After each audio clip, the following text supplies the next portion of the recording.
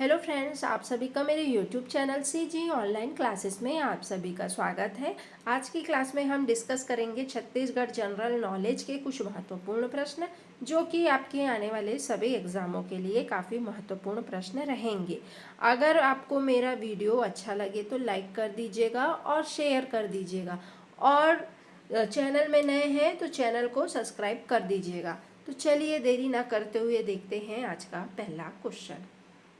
आज का पहला क्वेश्चन है, निम्नलिखित शासक की कलचुरी शाखा से संबंधित नहीं है। तो निम्नलिखित जो शासक हैं वो रायपुर की कलचुरी शाखा से संबंधित नहीं है। ऑप्शन आपके सामने दिया गया है, चामुंडा सिंह देव, मोहन सिंह देव, उमेन सिंह देव और अमर सिंह देव। कौन है जो रायपुर की कलचुरी शाखा से संबंधित थे? तो चामुंडा सिंह देव, उमेश सिंह देव और अमर सिंह देव, ये तीनों ही जो है रायपुर की कलचुरी शाखा से संबंधित थे। जो मोहन सिंह देव हैं ये गलत हो जाएगा, ये रायपुर की कलचुरी शाखा से संबंधित नहीं थे। तो सही आंसर जो हो जाएगा ऑप्शन नंबर डी हो जाएगा, 1, 3 और 4। नेक्स्ट क्वेश्चन देखते हैं, बाबू रेवाराम के अनुसार रायपुर के निम्नलिखित कलचुरी शासकों का उनके शासन काल के क्रम में सही विकल्प का है आपको चयन करना है। तो देख लेते हैं, अभी हम ऊपर में देखे थे कि चामुंडा सिंह देव जो हैं कलचुरी शासक थे, है ना। और फिर ये हो जाएगा आपका, तो पहला देख लेते हैं, कलचुरी शासकों को उनके शासन काल के क्रम अनुसार जमाते हैं। तो पहला देख लेते हैं क्या हो जाएगा, मानसिंह। फिर उसके बाद हो जाएगा दूसरे में चामुंडा सिंह देव, तीसरे में हो जाएगा जय सिंह देव और दूसरे में हो जाएगा सोमदत्त। तो सही आंसर ऑप्शन नंबर बी हो जाएगा, 4, 1, 3, 2। मान सिंह जी पहले आएंगे, फिर चामुंडा सिंह देव जी आएंगे, फिर आएंगे जय सिंह देव, फिर सोमदत्त। तो सही आंसर हो जाएगा option number B. Next question देखते हैं, निम्नलिखित में से कौन सा गढ़ छत्तीसगढ़ राज्य में मौजूद गढ़ है जो नहीं है? तो ऑप्शन आपके सामने दिया गया है और आपको बताना है कि कौन सा छत्तीसगढ़ राज्य में कौन सा गढ़ जो है मौजूद नहीं है। पहला ऑप्शन है पावागढ़, सिंघनगढ़, कोटगढ़ और नवागढ़। तो जो ये पावागढ़ जो है ये छत्तीसगढ़ राज्य में मौजूद नहीं है। सही आंसर हो जाएगा ऑप्शन नंबर 1। नेक्स्ट क्वेश्चन देखते हैं, कलचुरी कालीन रतनपुर से शासित होने वाले गढ़ों के निम्नलिखित समूह में से सही गढ़ों की समूह को क्या करना है, चुनना है।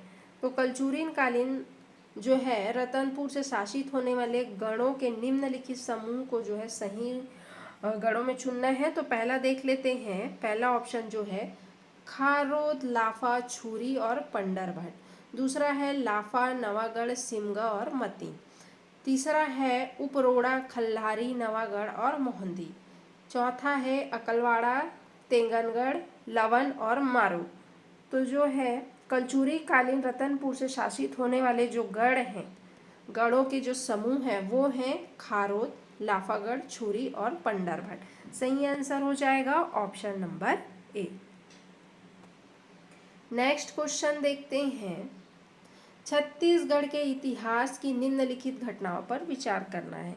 ऑप्शन आपके सामने दिया गया है। पहला ऑप्शन है हल्बा विद्रोह, दूसरा है परलकोट के जमींदार किनको गेनसिंह को फांसी, तीसरा ऑप्शन है सिपाही विद्रोह, छत्तीसगढ़ में मराठों का आक्रमण, मुरिया विद्रोह, रतनपुर की स्थापना और शहीद वीर नारायण सिंह जी को फांसी। तो छत्तीसगढ़ के इन सभी घटनाओं को जो है उनके निम्नलिखित घटनाओं पर विचार करना है। तो पहला क्या हुआ था, पहला जो हुआ था वो हुआ था, क्या हुआ था, पहला हुआ था रतनपुर की स्थापना। फिर उसके बाद हुआ था मराठों, छत्तीसगढ़ में किनका, मराठों का आक्रमण। फिर हुआ था हल्बा विद्रोह, फिर हुआ था उसके बाद परलकोट के जमींदार किनको, गैन सिंह को फांसी, ठीक है। और फिर हुआ था शहीद वीर नारायण सिंह जी को फांसी, और लास्ट में हुआ था मुरिया विद्रोह। ठीक है, तो सही इसका जो आंसर हो जाएगा ऑप्शन नंबर बी हो जाएगा, 6 4 1 2 7 3 5। ठीक है, नेक्स्ट क्वेश्चन देखते हैं। छत्तीसगढ़ के निम्नलिखित में से किन व्यक्तियों ने अप्रैल 1923 में नागपुर में हुए झंडा सत्याग्रह में भाग लिया था? तो छत्तीसगढ़ में किन व्यक्तियों ने जो है 1923 में नागपुर में जो हुए झंडा सत्याग्रह में जो है भाग लिया था? पहला ऑप्शन है श्यामलाल सोम, दूसरा है परदेशी राम ध्रुव, तीसरा है नारायण राव गनोदावाले, चौथा है विशंबर लाल पटेल। तो कौन कौन से व्यक्ति थे छत्तीसगढ़ के जो अप्रैल 1923 में नागपुर में जो हुए झंडा सत्याग्रह में जो भाग लिए थे? तो कौन कौन से व्यक्ति थे? तो श्यामलाल सोम जी थे, और परदेशी राम ध्रुव जी थे, और विशंबर लाल पटेल जी थे।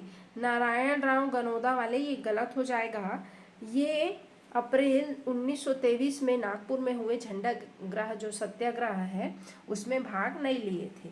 तो सही आंसर हो जाएगा ऑप्शन नंबर 3, 1 2 और 4। नेक्स्ट क्वेश्चन देखते हैं। ठाकुर छेदीलाल ने पद यात्रा का नेतृत्व करते हुए कब व्यक्तिगत सत्याग्रह प्रारंभ किया था? तो ठाकुर छेदीलाल जी ने पद यात्रा का नेतृत्व करते करते हुए कब व्यक्तिगत जो है सत्याग्रह का प्रारंभ किया था? तो 22 अक्टूबर 1940 को जो है ठाकुर छेदीलाल जी ने पद यात्रा का नेतृत्व करते करते 22 अक्टूबर 1940 को जो है व्यक्तिगत सत्याग्रह जो है प्रारंभ किया था। सही आंसर हो जाएगा ऑप्शन नंबर 3। नेक्स्ट क्वेश्चन देखते हैं। नवंबर 1940 में व्यक्तिगत सत्याग्रह का आरंभ पंडित रविशंकर शुक्ल ने जो है किस स्थान से किया था? तो नवंबर 1940 में जो है व्यक्तिगत सत्याग्रह का आरंभ हुआ था, और पंडित लाल सुंदर शर्मा जी ने जो है किस स्थान से व्यक्तिगत सत्याग्रह का आरंभ किया था? तो कौन से स्थान से किया था? माना, धमतरी, महासमुंद और रायपुर। तो नवंबर 1940 में जो है व्यक्तिगत सत्याग्रह माना से आरंभ किया गया था। किनके द्वारा? पंडित रविशंकर शुक्ल जी के द्वारा। सही आंसर हो जाएगा ऑप्शन नंबर 1। नेक्स्ट क्वेश्चन देखते हैं।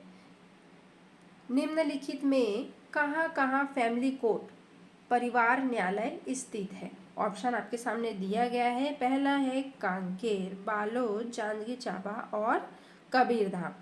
तो कहाँ कहाँ जो है फैमिली कोर्ट परिवार न्यायालय स्थित है? ऑप्शन आप देख लिए हैं, तो सही आंसर हो जाएगा option number A, 1 2 3 4।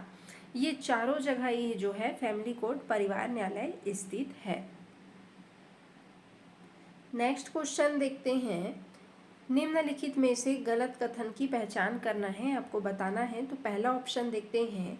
Dalpat Rao ने साहित्य रचना में सर्वप्रथम छत्तीसगढ़ शब्द का जो है प्रयोग किया था। बिल्कुल किया था। दलपत राव जी ने जो है साहित्य रचना में सर्वप्रथम जो है छत्तीसगढ़ शब्द का प्रयोग किया था। कवि गोपाल मिश्र ने अपनी रचना खूब तमाशा में जो है छत्तीसगढ़ शब्द का उल्लेख किया था। बिल्कुल किए थे। मीजी ब्लंट ने 1995 ईस्वी में अपने यात्रा वितत का वर्णन रायपुर गजेटियर में किया था। चौथा ऑप्शन है बलदेव प्रसाद मिश्र ने छत्तीसगढ़ को भारत का क्या कहा है? लघु संस्करण कहा है। तो इनमें से बताइए गलत कथन कौन सा है? तो मीजे ब्लंट ने 1795 ईस्वी में अपने यात्रा वितत का वर्णन जो है बिलासपुर गजेटियर में किया था। रायपुर नहीं हो जाएगा, तो ये आंसर गलत हो जाएगा। सही आंसर हो जाएगा ऑप्शन नंबर 3। नेक्स्ट क्वेश्चन देखते हैं। नवनिर्मित मरेंद्रगढ़ चिरमिरी भरतपुर जिला राज्य की किस दिशा में स्थित है? तो मनेंद्रगढ़ जो है चिरमिरी भरतपुर और राज्य की किस दिशा में स्थित है? तो पहला है दक्षिण पूर्व, पश्चिम, उत्तर पश्चिम, उत्तर। तो बताइए मनेंद्रगढ़ चिरमिरी भरतपुर जिला के किस दिशा में स्थित है? तो ये उत्तर पश्चिम दिशा में स्थित है। सही आंसर हो जाएगा ऑप्शन नंबर 3। नेक्स्ट क्वेश्चन देखते हैं, मनेंद्रगढ़ चिरमिरी भरतपुर निम्न में से किस जिले का भाग है? तो मनेंद्रगढ़ चिरमिरी भरतपुर जो है वो कौन से जिले का भाग है? तो ये है कोरिया जिले का भाग। ठीक है, सही आंसर हो जाएगा ऑप्शन नंबर 4। नेक्स्ट क्वेश्चन देखते हैं, छत्तीसगढ़ में निम्नलिखित में से कहाँ कहाँ पर संविधान की 5वीं अनुसूची जो है लागू है? तो कहाँ कहाँ पर है छत्तीसगढ़ में 5वीं अनुसूची लागू संविधान की? तो पहला ऑप्शन देखते हैं घरघोड़ा, दूसरा है लैलुंग, तीसरा है भानु प्रतापपुर और चौथा है धमधा। तो संविधान की जो 5वीं अनुसूची में लागू है वो है, पहला आएगा घरघोड़ा, लैलुंग और भानु प्रतापपुर, धमधा नहीं आएगा। तो सही आंसर हो जाएगा ऑप्शन नंबर डी, 1, 2 और 3।